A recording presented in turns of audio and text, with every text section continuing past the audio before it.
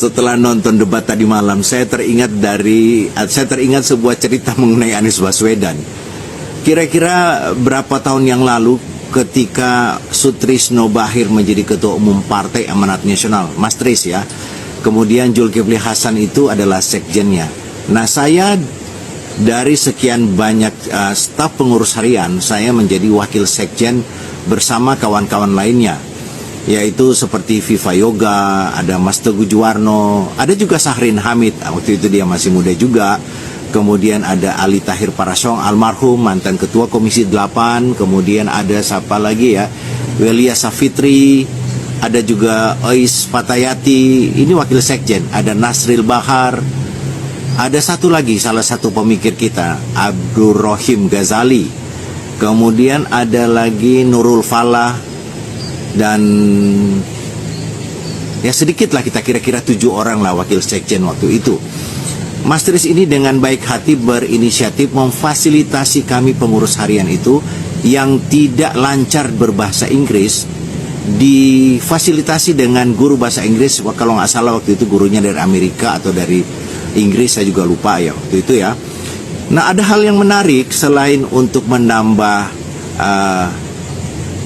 pengetahuan kita juga difasilitasi mengundang beberapa narasumber untuk menambah wawasan tentang politik dan demokrasi. Satu di antara tamu waktu itu yang menjadi undangan kita, ada seorang anak muda namanya Anies Baswedan. Ketika dia memberikan materi, memang Anies ini dalam pandangan saya, dan ketika itu kita rame-rame yang mengikuti diskusi bersama Anies, itu setelah acara diskusi, kita semua berkesimpulan memang penting untuk menambah wawasan tentang demokrasi dan politik buat seorang aktivis politik. Sekalipun kita memang sudah mempunyai latar belakang pendidikan di dunia politik, tetapi tentang pengetahuan politik itu penting. Anies Baswedan setelah bubar, apa yang kesan saya terhadap Anies, memang orang muda ini yang bernama Anies Baswedan luar biasa, dia memberikan materi. Dia mampu mengantarkan sebuah isu atau sebuah tema secara konstruktif, sehingga bagi siapapun yang mengikuti diskusi waktu itu diantarkan untuk menjadi terbuka. Oh, seperti ini, memahami sebuah teori. Jadi konstruksi berpikir seorang Anies Baswedan memang sudah terlatih sejak awal. Kemudian ada hal lain, bagaimana dia menyampaikan pikiran-pikirannya secara runut, argumentatif, narasinya bagus, retorikanya oke, sehingga apa yang saya sampaikan kepada kawan-kawan yang mengikuti diskusi pada saat itu, saya bilang begini, anak ini luar biasa loh.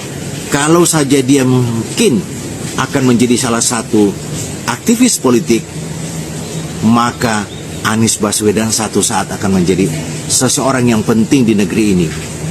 Rupanya hanya berselang beberapa waktu kemudian dia menjadi rektor di Universitas Paramadina, kemudian dia juga menjadi menteri pendidikan. Waktu itu saya sempat SMS atau WA dia lah, dan sempat dijawab. Kemudian kita ada sebuah pertemuan lain.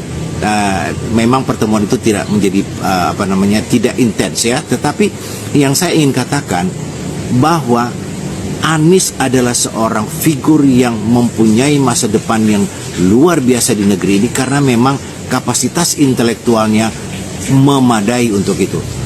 Nah, jadi Anies yang hari ini kita tonton memang sejak awal sudah terlihat kemampuannya luar biasa. Tiba-tiba dia jadi menteri. Ketika dia jadi menteri, diberhentikan oleh Jokowi dengan pertimbangan di luar materi hari ini. Tetapi yang pasti, dia menjadi gubernur. Dia menjadi gubernur, memang dia mampu menghadirkan pikiran-pikirannya yang sehingga pada saat itu dia menjadi seorang pemenang. Kini Anies menjadi seorang calon presiden yang terkuat dibandingkan dengan kandidat lain. Maka saya pikir apa yang menjadi cemoohan orang terhadap Anies bahwa Anies hanya pintar berkata-kata, Anies hanya pintar bicara. No, seorang pemimpin dibutuhkan kata-kata, seorang pemimpin dibutuhkan retorika, seorang pemimpin dibutuhkan konstruksi berpikir yang jelas, seorang pemimpin harus naratif, seorang pemimpin harus bisa berkolaborasi dengan semua kalangan. Nah, Anies saya lihat sempurna dalam urusan yang satu itu. Sehingga jika hari ini orang mengatakan ada fenomena Anies, memang fenomena Anies ini menjadi antitesis bagi seorang Presiden Jokowi yang selama ini tidak pernah berkata-kata, tidak pernah mempunyai argumentasi yang kuat, tidak pernah kita mendengarkan gagasan yang cemerlang selain hanya belusukan dan belusukan.